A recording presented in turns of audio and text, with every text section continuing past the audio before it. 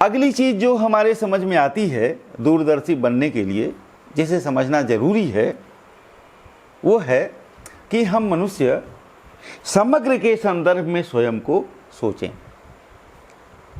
स्वयं को सबसे काट के नहीं देखें, बल्कि समग्र के संदर्भ में हम अपने आप को देखें, तो हम जो कुछ सोचेंगे, जो कुछ देखेंगे, वह सब दूरदर्शी होगा। देखिए, आज विज्ञान, डार्विन का विकासवाद मनुष्य को सर्वश्रेष्ठ प्राणी मानता है धरती पे। कुछ धर्म भी हैं जो मनुष्य को सर्वश्रेष्ठ मानते हैं, ईसाई धर्म हो, इस्लाम हो, या अपना हिंदू धर्म ही क्यों ना हो, इसमें भी मनुष्य के शरीर को सर्वश्रेष्ठ माना गया है।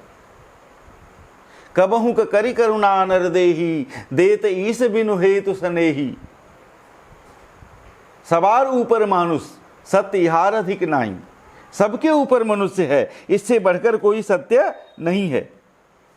लेकिन एक बात है, विज्ञान जो मनुष्य को सर्वोपरि मान रहा है, वह प्रकृति के गवर्नर के रूप में मान रहा है। माने प्राकृतिक शक्तियों का हम नियंत्रण करें, इस मामले में सबसे बुद्धिमान प्राणी हम मनुष्य हैं, और इनका भोग करने का हमको अधिकार मिल गया है, मनचाहा भोग करें।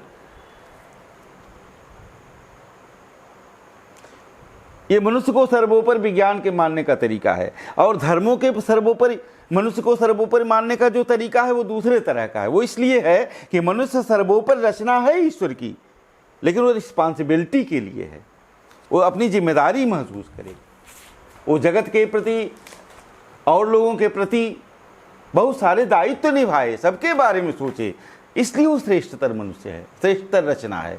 वो रिस्पॉन्सिबल है अपने अच्छे और बुरे कर्मों के लिए खुद, इसलिए वो जिम्मेदार बने, इसलिए भगवान ने उसे श्रेष्ठ बनाया। जैसे कबहू करी करुणा नर देही, मैंने चौपाई कोट किया, उसमें आगे है कि देत ईस बिनु हेतु सनेही, नर तन भव बारिधि को बेरो, सन्मुख मरुत अनुग्रह मेरो।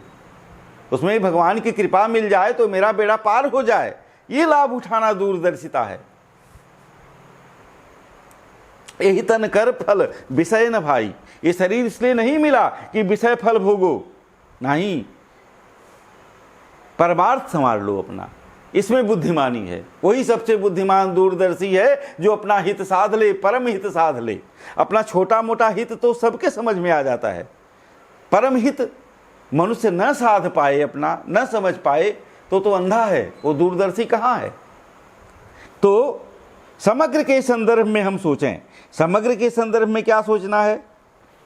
समग्र के संदर्भ में ये सोचना है कि हम मनुष्य इसलिए नहीं बड़े हैं कि हम सब चीज़ खा जाएं, भोग कर जाएं, सर्वाहारी बन जाएं, सब हमारे उपयोग के लिए। नहीं जी, मेरे से ऊपर बहुत लोग हैं, मेरे से नीचे भी बहुत लोग हैं, जीव जंतु हैं, वनस्पति प्राणी हैं, मेरे से ऊपर बहुत सारी शक्तियां जो मेरे कंट्रोल में नहीं हैं, उनके बीच में मैं अदना सा हूँ।